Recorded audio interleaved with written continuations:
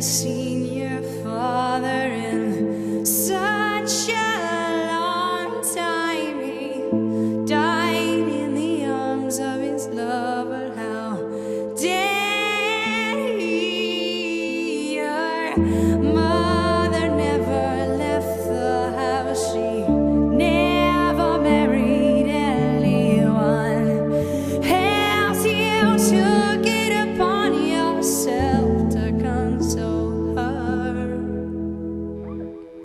You reminded her so much of your father, so you were banished, and you wonder why you're so hypersensitive and why you can't trust anyone but us. But then how can I begin to forgive her? So many years under bridges with dirty water. She was foolish and selfish and cowardly, if you ask me.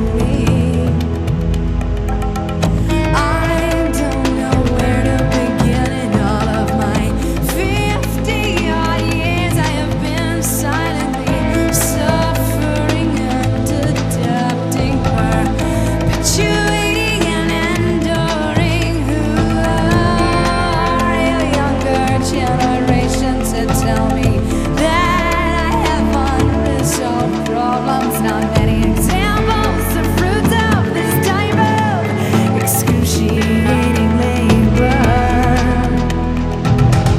How can you just throw words around like grieve and heal and mourn? I've been fine. We may not have been born as awake as you were. It was much harder in those days. We had paper and uphill both ways. We went from school to a job to a wife to instant parenthood. I walked into his office. I felt so self-conscious on the couch. He was sitting down across from me. He was writing down his hypothesis. I don't know. I've got a loving, supportive wife who doesn't know how involved she should get. You say his interjecting was him just calling me on my shit.